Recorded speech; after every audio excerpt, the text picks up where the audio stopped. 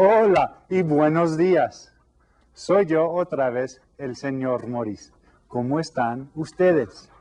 As you can see, hoy estoy en el campo. Aquí estoy en el campo con mi amigo. Today, we're going to review the concepts that we've been working on so far in this unit and learn a couple of new vocabulary words. Then, we'll read a book in Spanish, and if we have time, we'll go over some of our TPR. Pero primero vamos a cantar nuestra canción de saludos. Canten conmigo. Y tú también. Hola, hola, buenos días, bienvenidos, ¿cómo están? Todos juntos ya estamos listos para aprender. Muy bien cantado. Now, as you remember, we started off this unit by asking this question. ¿Dónde vives? ¿Dónde vives? And that was a question that we had asked earlier in the year, but for this unit, we came up with some new answers. So let's see if you guys can recognize the new answers that we came up with for this question. Esta, ¿es una casa grande o es un edificio de apartamentos? Look at this one. Do you remember? ¿Es una casa grande o es un edificio de apartamentos? Raise your hand, tell your teacher. 1, 2, 3. Es un edificio de apartamentos. Because you remember we said edificio was a building. So an apartment building. How about this one? ¿Es un edificio pequeño de apartamentos o es una casa?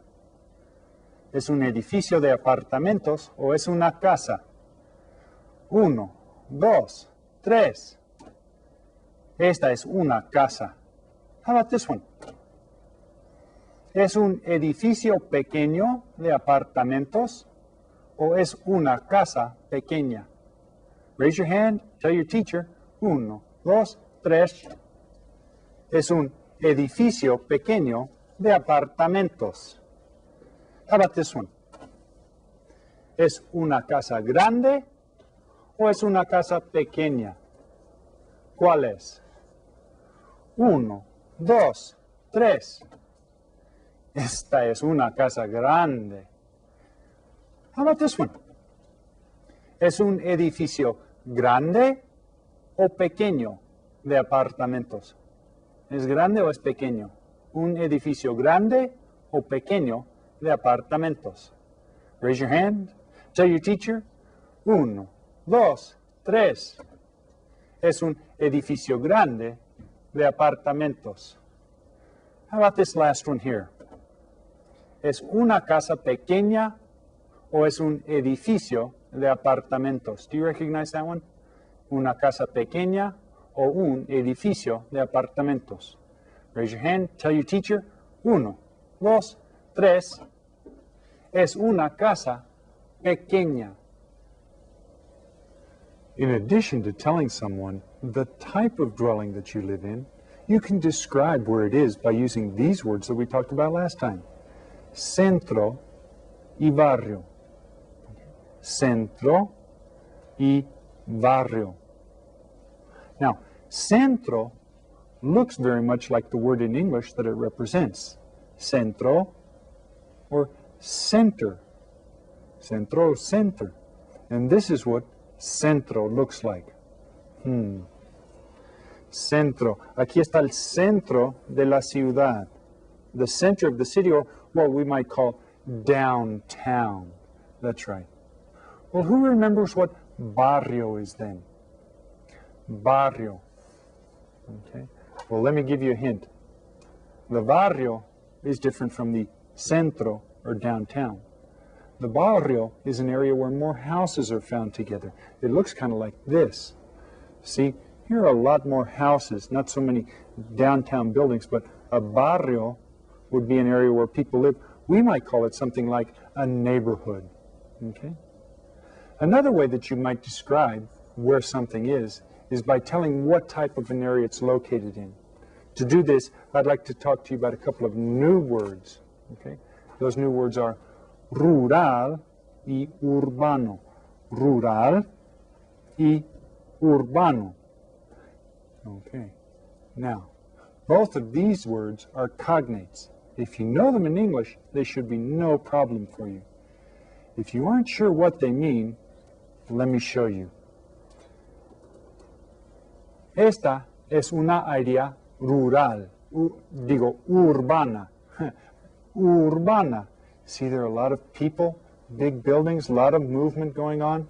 This is what we'd call in English an urban area. Urbana, urban. Okay. The other area that I talked about is rural.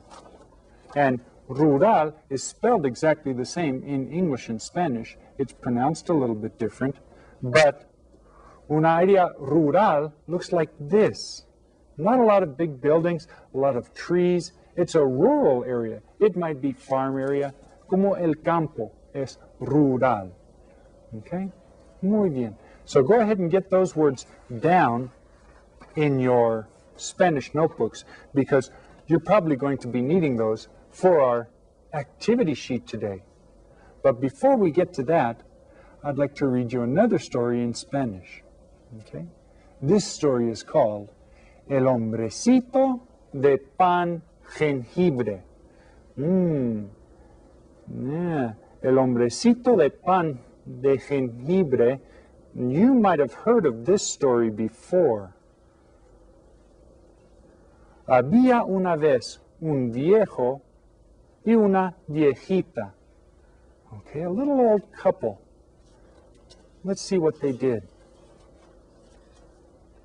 Un día, la viejita dijo, voy a hacer pan de jengibre. Qué bueno, dijo el viejito.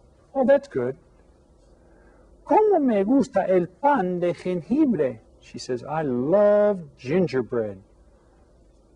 Así que la viejita tomó un poco de harina y azúcar y un poco de jengibre, mantequilla y leche.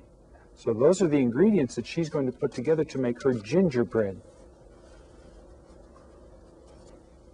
Después tomó un plato hondo, this is a plato hondo, a bowl, una cuchara y una taza, y midió y mezcló, so she mixed it all up together. Después, ella formó un hombrecito de pan jengibre. Él tenía cabeza y cuerpo y dos brazos y dos piernas.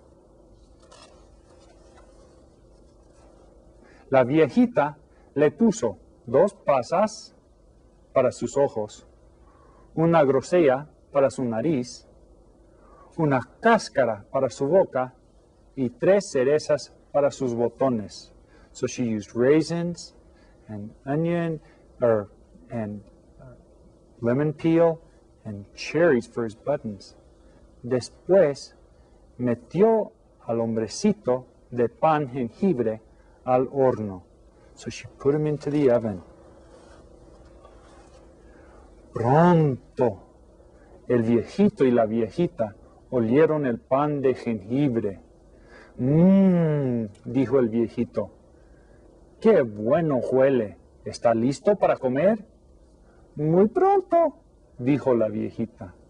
So he says, sure smells good. Is it ready to eat? She says, oh, it will be in a minute. Pero el viejito tenía mucho hambre. He was really hungry. De manera que abrió el horno. He opened up the oven En ese momento saltó el hombrecito de pan jengibre. He jumped out. El hombrecito salió por la puerta y bajó por los escalones. So he ran down the steps. ¡Alto! Gritó el viejito. ¡Alto! Gritó la viejita. Pero el hombrecito de pan jengibre corrió más y más rápido. He ran away so quickly. Mientras corría, gritaba. So he yelled, corran, corran tan rápido como puedan. No me podrán alcanzar. Yo soy el hombrecito de pan jengibre. El viejito y la viejita corrieron tras él. El hombrecito de pan jengibre pasó a una niña, a un niño y una niña. ¡Alto! Gritó el niño. ¡Alto! Gritó la niña. Pero el hombrecito de pan jengibre corrió más y más rápido. Mientras corrió, gritaba, corran, corran tan rápido como puedan. No me podrán alcanzar. Yo soy el hombrecito de pan jengibre. El viejito y la viejita, el niño y la niña corrieron tras él. El hombrecito de pan jengibre pasó a un perro y a un gato. ¡Alto! Ladró el perro.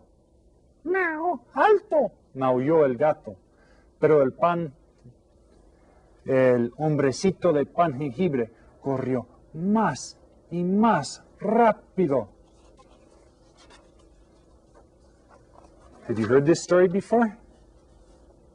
Mientras corría, gritaba, corran, corran tan rápido como puedan. No me podrán alcanzar. Yo soy el hombrecito de pan jengibre. El viejito y la viejita, el niño y la niña, el perro y el gato corrieron tras él. El hombrecito de pan jengibre corrió y corrió, pasó casas y árboles, corrió por lomas, cuesta arriba y cuesta abajo. Are they going to catch him? Cuando de repente llegó a un río ancho. ¿Qué voy a hacer?, dijo. El viejito y la viejita, el niño y la niña, el gato y el perro se acercaban más y más. A lo largo llegó un zorro. No te preocupes, le dijo, yo te pasaré por el río. I'll help you pass. Gracias, dijo el hombrecito de pan jengibre, y se subió a la espalda del zorro. Agárrate bien, dijo el zorro. El hombrecito de pan jengibre se agarró bien. El zorro nadó y nadó. De repente el hombrecito de pan jengibre dijo, mis pies se están mojando, ayúdame, me voy a deshacer. My feet are getting wet, what should I do? Súbete a mi cabeza, dijo el zorro. Go ahead and get up on my head. Pero de pronto el hombrecito de pan jengibre dijo, ayúdame, se me está mojando el cuerpo, me voy a deshacer. My body's getting wet, I'm going to fall apart. Súbete en mi nariz, dijo el zorro, de manera que el hombrecito de pan jengibre se subió a la nariz del zorro. ¡Ping, pong! El zorro se comió al hombrecito de pan jengibre en una sola mordida. Colorín colorado, este cuento se ha acabado. Muy bien. Well, I bet you understood that if you'd heard that story before. Now, here's another thing that I'm sure you're all going to understand, and that's our TPR. Everybody get ready. Teachers, get your class ready. Ahora, presten atención y participen todos. All right, here we go again. I think you guys are getting the hang of this pretty well. I know that all of these guys here are. So let's go ahead and start by reviewing what we already know. Okay? Párense. Okay. Siéntense. Párense. Okay. Caminen. Espérense. Voltéense. Voltéense. Okay, do you remember this one? Brinquen.